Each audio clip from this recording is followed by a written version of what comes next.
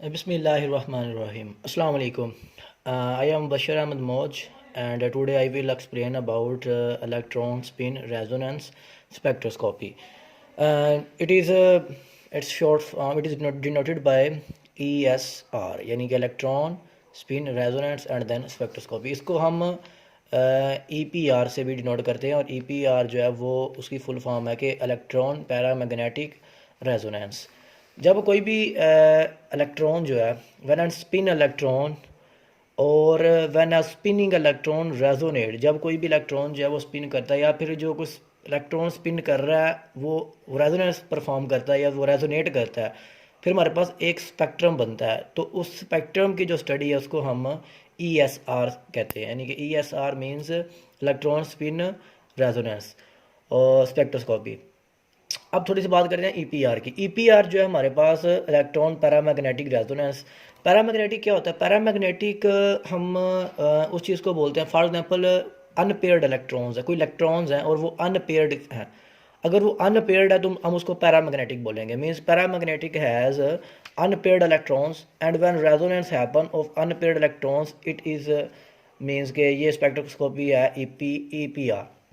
यानी कि जब अनपेयर इलेक्ट्रॉन्स होंगे वो जब रेजोनेंस करेंगे और जब उनकी रेजोनेंस होगी तो उस फिनोमिना को हम ईपीआर कहेंगे। ये जो इलेक्ट्रॉन स्पिन रेजोनेंस स्पेक्ट्रोस्कोपी है इसको सबसे पहले जो इंट्रोड्यूस करवाया था वो करवाया था ज़ुवोस्की ने।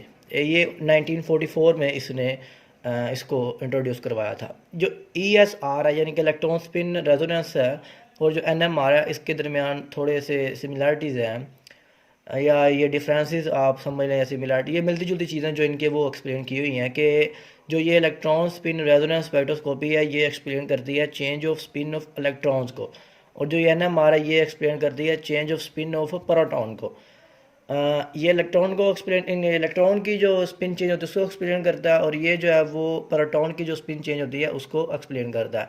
इसके बाद ये है कि इसमें जो सोर्स यूज़ होता है वो हमारे पास माइक्रोवेव रीजन होता है, और जो इसमें सोर्स यूज़ होता है वो हमारे पास होता है जी रेडियो फ्रीक्वेंसी।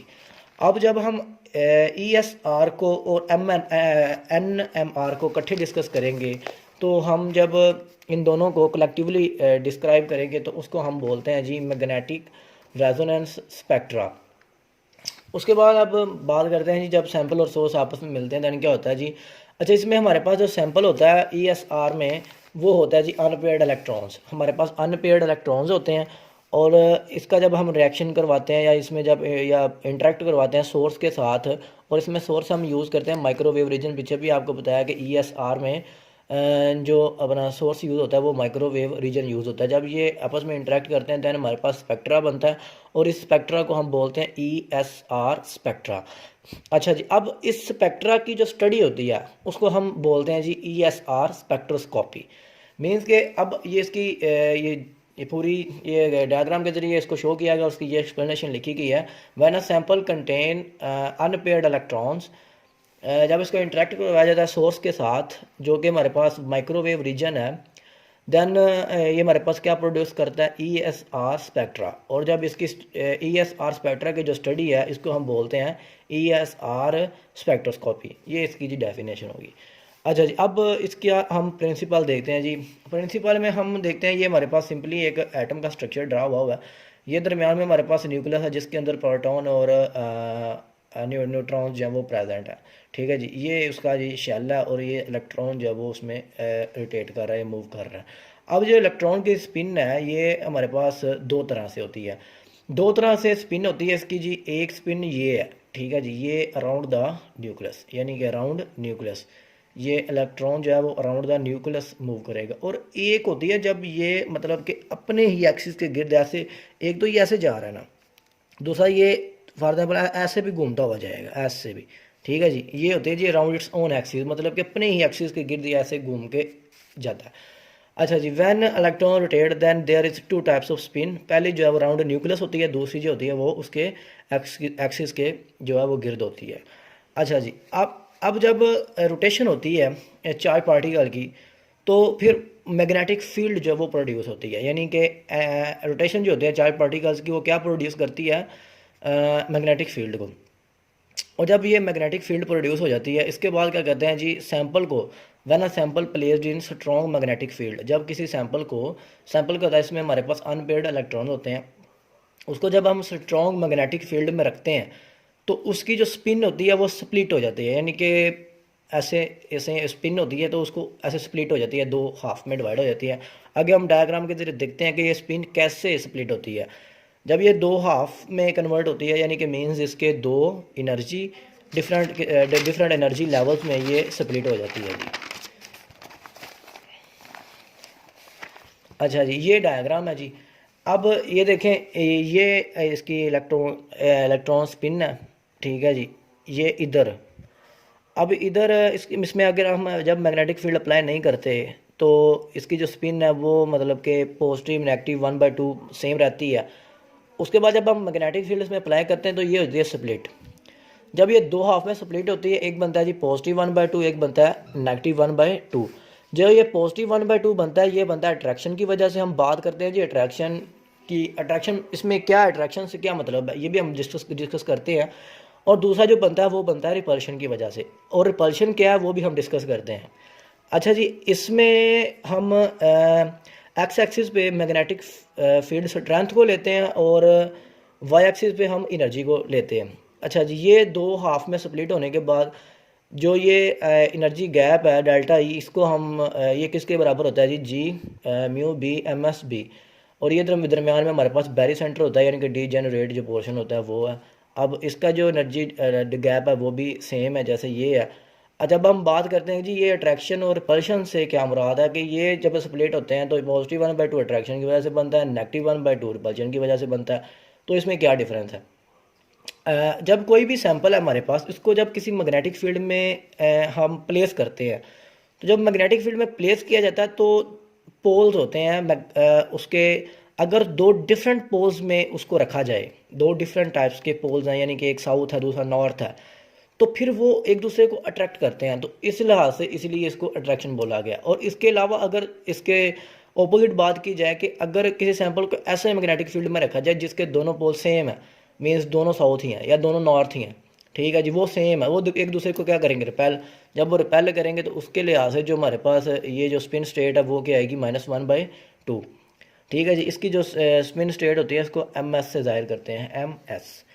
अच्छा, उसके बाद ये जो डेल्टा ई है इसके, इसमें जी है, म्यू बी, एम एस और बी हम डिस्कस करते हैं ये चीज़ें हैं क्या। जी जो हमारे पास वो है जी हमारे पास लैंडी फैक्टर, और जो म्यू बी है ये हमारे पास बोहर मैग्नेटॉन है और इसकी वैल्यू है जी 9.27 मल्टीप्लाई 10⁻⁻24 जूल पर टेस्ला। और जो ये बी है, ये जो हमने एक्स एक्सिस पे लिया हुआ है, ये हमारे पास स्ट्रेंथ ऑफ मैग्नेटिक फील्ड। ये जो एस है ये क्या है जी, स्पिन स्टेट है, ये +1/2 भी हो सकती है और -1/2 भी हो सकती है।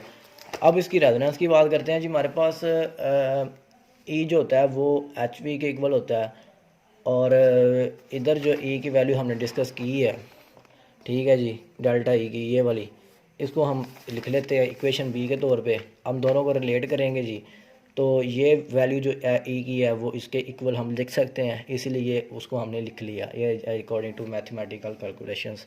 ठीक है, अब इधर जो एच है वो इधर वी के साथ मल्टीप्लाई हो रहा है, इधर आगे डिवाइड हो जाएगा। इस तरीके से हम वी की वैल्यू इधर वैल्यूज पुट करके वी की वैल्यू निकाल सकते हैं। ये जो एच है हमारे पास ये क्या है जी, प्लैंक्स कांस्टेंट है। ठीक है, उसके बाद हम जब कोई भी जब फ्रीक्वेंसी जो है माइक्रोवेव रेडिएशन किसको अप्लाई किया जाता है, तो फिर इलेक्ट्रॉन जो होता है वो लो एनर्जी लेवल से जंप करके हायर एनर्जी लेवल तक पहुंच जाता है। अब हम बात करते हैं जी हाइपर फाइन स्प्लिटिंग की। जी हाइपर फाइन स्प्लिटिंग क्या होती है।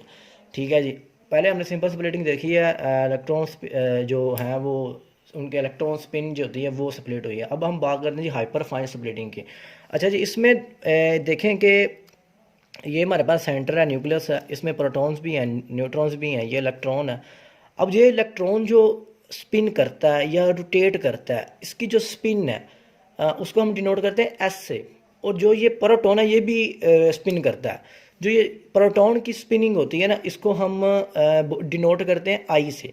और जो ये प्रोटॉन की स्पिन है इसको बोलते हैं न्यूक्लियाई स्पिन, और जो ये इलेक्ट्रॉन की स्पिन है इसको इलेक्ट्रॉन स्पिन ही बोलते हैं। प्रोटॉन की स्पिन को न्यूक्लियाई स्पिन बोलते हैं, क्योंकि ये प्रोटॉन बेसिकली न्यूक्लियस में ही होते हैं, इसलिए इसको न्यूक्लियाई स्पिन कहते हैं।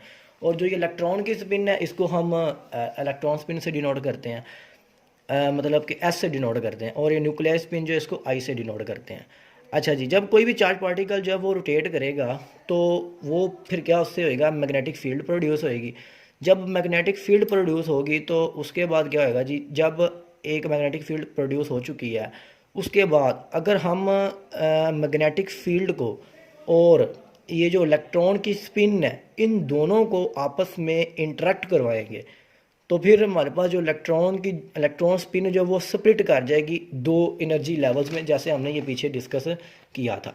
ठीक है जी, इधर क्या हुआ था कि जो हमारे पास मैग्नेटिक फील्ड है और अपना क्या स्पिन है इन दोनों को इंटरेक्ट करवाया था, और ये हमारे पास जो स्पिन है इलेक्ट्रॉन स्पिन दो हाफ में डिवाइड हो गई थी, दो एनर्जी लेवल्स में स्प्लिट हो गई थी। अच्छा जी, अब अगर हम ये बात की है कि अगर हमने मैग्नेटिक फील्ड को और इलेक्ट्रॉन स्पिन को जब आपस में इंटरेक्ट करवाया तो इलेक्ट्रॉन स्पिन स्प्लिट कर गया दो हाफ में, ठीक है, और हमारे पास कुछ लाइंस हैं वो जनरेट होंगी और उन लाइंस को हम कहेंगे ESR लाइंस, यानी कि इलेक्ट्रॉन स्पिन रेजोनेंस लाइंस। और उसके बाद अगर हम न्यूक्लियर स्पिन बोलते हैं जब प्रोटॉन्स स्पिन करते हैं, और उस स्पिन को क्या बोलते हैं, न्यूक्लियर स्पिन। जब न्यूक्लियर स्पिन को इलेक्ट्रॉन स्पिन के साथ इंटरेक्ट करवाते हैं तो फिर जो लाइंस हमारे पास जनरेट होती हैं उन लाइंस को बोलते हैं हाइपरफाइन लाइंस। अच्छा जी, अब ये क्लियर होगा कि हाइपरफाइन लाइंस क्या हैं। जब न्यूक्लियाई स्पिन और जो हमारे पास इलेक्ट्रॉन स्पिन है ये दोनों आपस में इंटरेक्ट होंगी तो फिर जो हमारे पास लाइंस जनरेट होंगी तो उन लाइंस को बोलेंगे हाइपरफाइन लाइंस।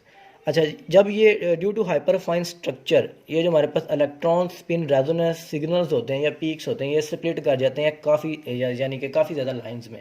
आगे हम देखते हैं कि ये कैसे हाइपरफाइन लाइंस या हाइपरफाइन स्ट्रक्चर्स की वजह से ये जो हमारे पास ESR सिग्नल्स हैं या पीक्स हैं ये स्प्लिट होती हैं काफ़ी ज़्यादा लाइंस में। आगे हम बात करते हैं जी हाइपरफाइन लाइंस या हाइपरफाइन स्प्लिटिंग ऑफ हाइड्रोजन की। एक एग्जांपल है, उसके ज़रिए हम देखते हैं हाइपरफाइन स्प्लिटिंग होती कैसे है जी। हाइड्रोजन के पास एक अनपेयर इलेक्ट्रॉन होता है तो इसीलिए उसकी जो स्पिन होती है वो होगी +-1/2, और एक प्रोटॉन होता है जिसकी वजह से इसकी न्यूक्लियर स्पिन जो होगी वो होगी Mi = +-1/2। जब कोई भी मैग्नेटिक फील्ड नहीं होगी तो जो हमारे पास इलेक्ट्रॉन स्पिन होगी वो डिजेनरेट होगी। ठीक है जी, और जब हम इसमें मैग्नेटिक फील्ड को अप्लाई करेंगे तो फिर जो इलेक्ट्रॉन की स्पिन होगी वो स्प्लिट हो जाएगी, एक +1/2 में और दूसरा -1/2 में। और जब ये दोनों लेवल्स हैं इन ये जब इंटरेक्ट करेंगे, देखें जी जब मैग्नेटिक फील्ड अप्लाई की है तो दो चीज़ें बनी है। एक मतलब इस पे जो इलेक्ट्रॉन की स्पिन है वो स्प्लिट कर गई है +1/2 में और -1/2 में।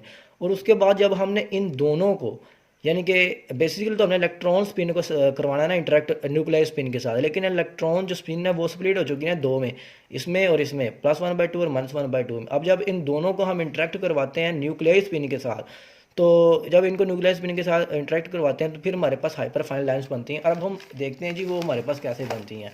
ठीक है, ये देखें जी, ये हमारे पास थी एक स्टार्टिंग था, ये एक्स एक्सिस, ये वाई एक्सिस। एक्स एक्सिस पे जैसे प्रीवियस में हमने मैग्नेटिक फील्ड ली, वाई एक्सिस पे एनर्जी।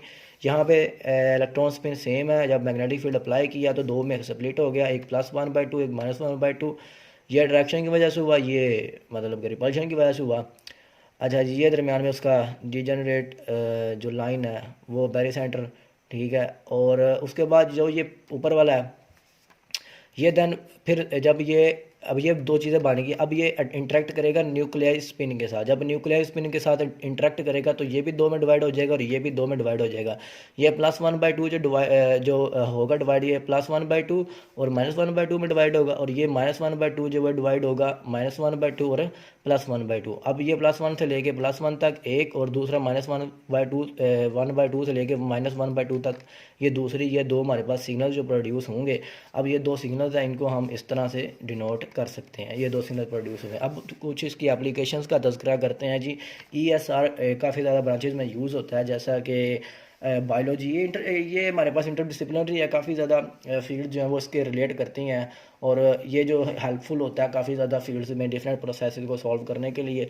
फॉर एग्जांपल ये बायोलॉजी में भी यूज़ होता है, material science, physiology, pharmacology, agriculture, food science, medicine, physics, chemistry, biochemistry, इन सारी फील्ड्स में यूज़ होता है। अब हम देखते हैं कुछ इसकी एप्लीकेशंस कि ये किन किन प्रोसेसेस को सॉल्व करने के लिए या किन किन प्रोसेसेस को डिटरमाइन करने के लिए, डिटेक्ट करने के लिए, कुछ चीज़ों को डिटेक्ट करने के लिए, डिटरमाइन करने के लिए, ये कुछ चीज़ों को स्टडी करने के लिए ये यूज़ होता है। सबसे पहले हम इसको देखेंगे जी, ये हमारे पास यूज़ होता है to detect free radical presence, यानी कि किसी कंपाउंड में या किसी भी मालिक्यूल में कोई फ्री रेडिकल मौजूद है कि नहीं, उसको डिटेक्ट करने के लिए हम इलेक्ट्रॉन स्पिन रेजोनेंस स्पेक्ट्रोस्कोपी को वो यूज़ करते हैं।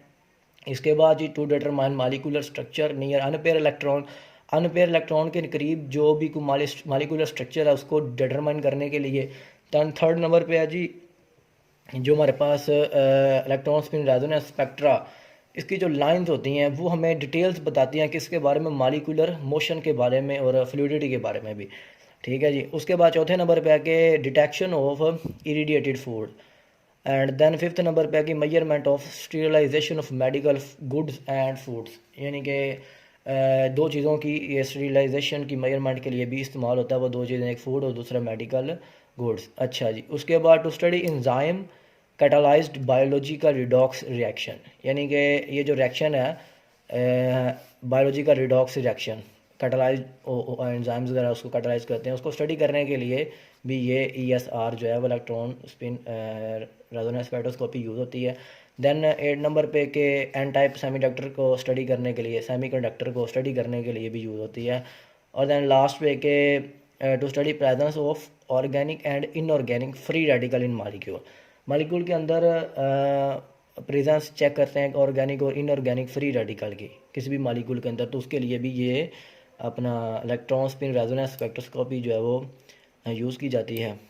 और यहाँ पे ये टॉपिक ख़त्म हुआ। थैंक यू जी, अल्लाह हाफिज़, अस्सलाम वालेकुम।